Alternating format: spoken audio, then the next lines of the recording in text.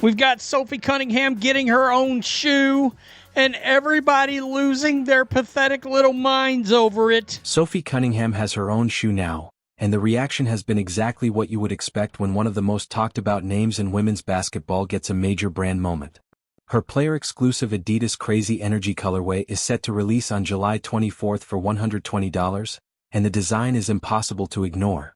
It features a bold pink-to-white gradient, light blue mesh paneling, bright orange accents on the midsole, and personalized details that make it unmistakably hers.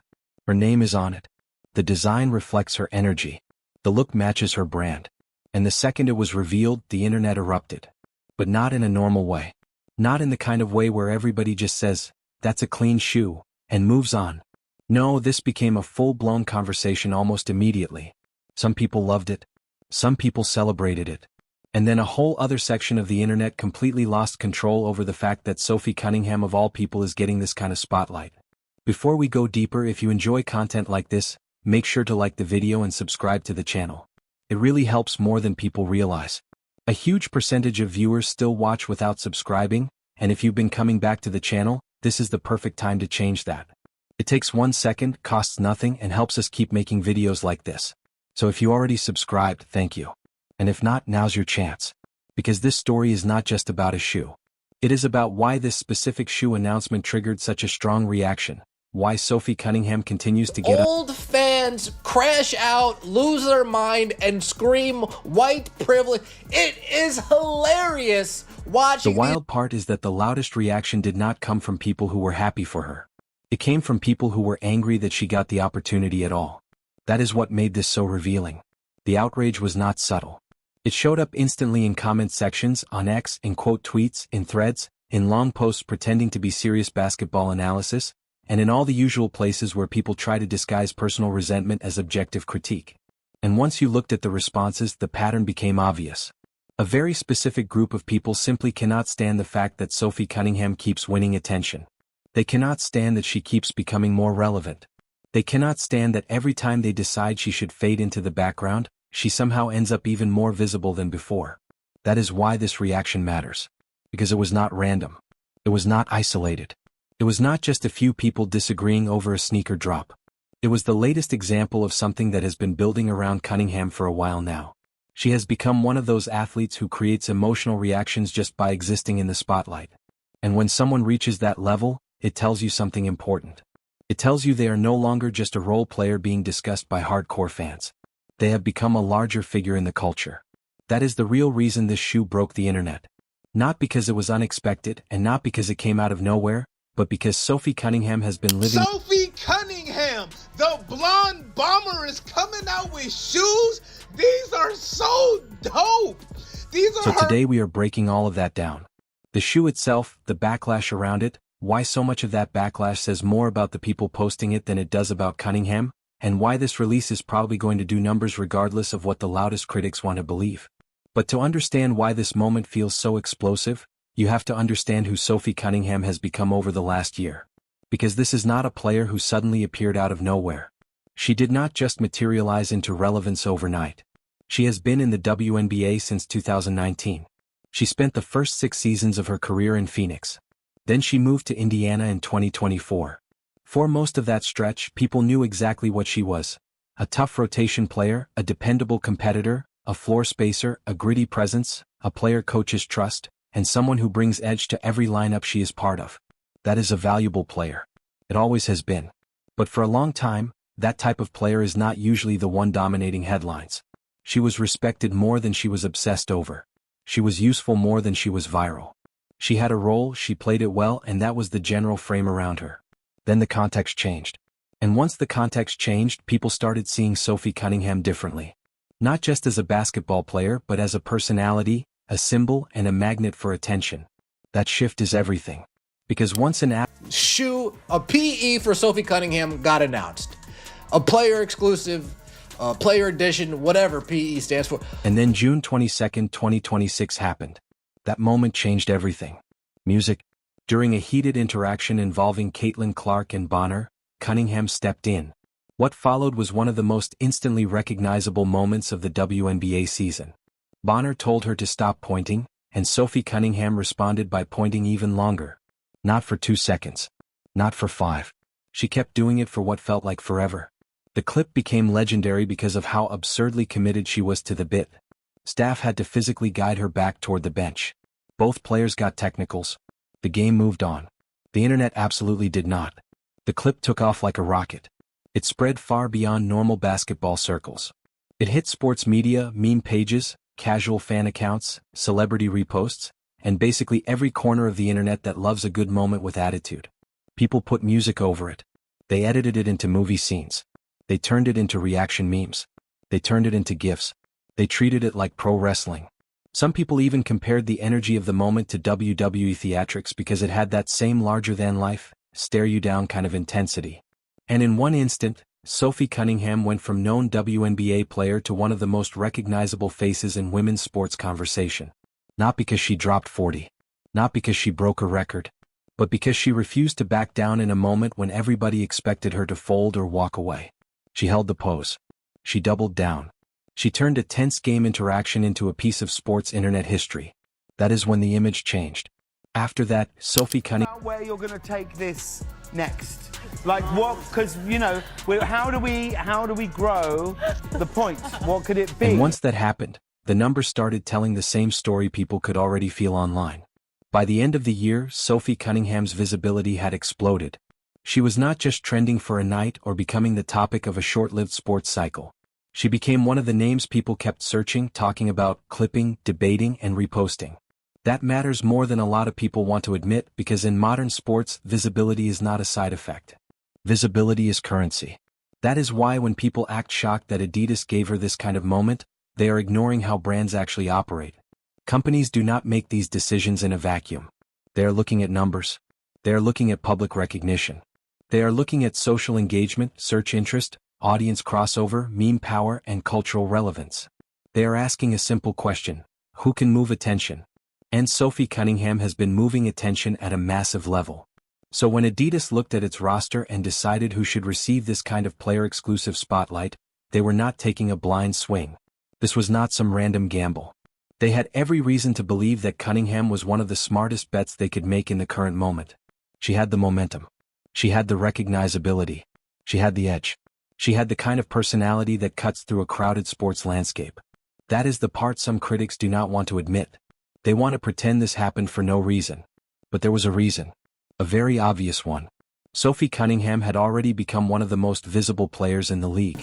I'm not gonna lie, this shoe looks amazing, man. I might have to get me a pair. Now, I don't really have anything pink, so that means I'll probably have to go out And the funniest part is this: the shoe actually looks really good. Music. This is not one of those releases where people are forcing themselves to defend an ugly design just because they like the athlete attached to it. The sneaker genuinely works. The upper starts with a vibrant hot pink near the toe and gradually fades into white toward the heel, giving it that smooth gradient look that immediately catches the eye. The light blue details in the mesh side panels add contrast without overwhelming the color story, and those same tones show up again in the 3 stripes branding on the tongue and heel. Then you get the orange hits on the midsole and outsole, which break things up just enough and give the entire design more energy. It is bold. It is loud. It is unapologetic. And honestly, that is exactly what a Sophie Cunningham shoe should be. If it had come out looking safe, muted, or forgettable, that would have felt completely off-brand. The reason this colorway works is because it reflects the player attached to it. It has personality. It stands out. It makes a statement before anyone even puts it on. And there is something bigger here too. Adidas has not exactly been flooding the WNBA with signature-level moments in recent years. So for Cunningham to receive this kind of treatment matters. It says they see something in her that goes beyond standard endorsement placement. They see an athlete whose identity is distinct enough, whose audience is engaged enough, and whose image is marketable enough to build a release around. That is not small. That is not casual. That is a company choosing to invest in a cultural... In their feelings and upset. They always in their feelings and upset if anything that's connected to Caitlin Clark has anything positive. Now this is where the haters really entered the chat and they came in loud. The second the announcement dropped, the same argument started getting repeated over and over again. She only averages around 8 points a game. Her career numbers do not justify this. There are better players. There are more deserving players. How does someone with that stat line get a shoe? You have seen the comments because they were everywhere. Some were short and sarcastic. Some were long and self-important. Some people tried to frame it like a serious debate about merit, legacy, and who should represent the league. But if you actually read through enough of those reactions, a pattern emerged very quickly. A lot of these people were not just disagreeing with the decision. They were angry that Sophie Cunningham specifically was the one being rewarded. And even more than that, many of them were very selective about which other players they suddenly wanted to champion as more deserving alternatives. That matters because it reveals the emotional core of the backlash. If this were really just a basketball merit debate, the conversation would sound different. It would be more consistent. It would be more thoughtful. It would not be so personal. Instead, what we got was a flood of reactions that felt less like analysis and more like resentment. People were not simply saying, "I would have gone another direction." They were saying it like her visibility itself was an offense. That is why the numbers argument feels so flimsy. It is not that stats do not matter at all. Of course they matter. But pretending that points per game is the only thing a shoe company should care about. For racism, because this player in her career has averaged 8 points, 2.8 rebounds, and 1.4 assists. Shoes used to mean something. It was like, and this is where the race dimension of the conversation becomes impossible to ignore, because none of this is happening in a vacuum. The backlash around Sophie Cunningham getting a shoe is connected to the same larger current that has been shaping WNBA discourse for the last 2 years. Some criticism is fair. Some of it is genuine basketball conversation about exposure, branding, opportunity, and who gets marketed most aggressively. That part is real. But a significant amount of the anger directed at Cunningham, at her popularity, and at the attention she receives does not come from a neutral place. It comes from people who are deeply bothered by who gets spotlighted and why. And when those people use words like undeserving, that word is doing a lot more work than they want to admit. Because in this environment, undeserving often becomes a coded way to talk about much more than basketball production. It becomes a way to express frustration with visibility, with audience behavior, and with the fact that certain players become faces of the moment in ways others do not. We have already seen major figures in women's basketball address the uglier parts of this conversation. Caitlin Clark has publicly said that racist behavior from parts of her own fan base is unacceptable. Sue Bird has also spoken about the fact that racist treatment toward WNBA players existed long before Clark arrived, and that Clark herself has often been used as a pawn in a culture war she did not create. That is the backdrop for all of this. That is the atmosphere this shoe announcement entered. So when a loud section of the internet immediately responds to Sophie Cunningham by calling her undeserving, it is fair to ask what exactly they mean by that. Because too often they are not just talking about basketball. Does the league provide for you guys as players to kind of help you try to filter through some of the hate and negative things that come through on social media? I think that... Because if we are going to have the real conversation about whether Sophie Cunningham deserves this shoe, then let's actually have the real conversation. And the real conversation has very little to do with points per game. Shoe deals, player exclusives, and brand activations are not awarded like academic scholarships for statistical excellence. They are business decisions. They are visibility decisions. They are marketing decisions. They are culture decisions. The question is not simply, who is the better pure basketball player? The question is, who moves product? Who gets attention? Who has identity? Who cuts through noise? Who already has an audience ready to show up? By that standard, Sophie Cunningham makes perfect sense. She has become one of the most talked about players in the WNBA. She has one of the most viral moments the league has produced in recent memory. She has an identifiable public image. She has a strong personality that people immediately recognize. She has a documented, authentic relationship with Adidas that goes back years. She has been repping the brand consistently, publicly, and enthusiastically. That kind of alignment matters to companies a lot. And more importantly, she feels real to people.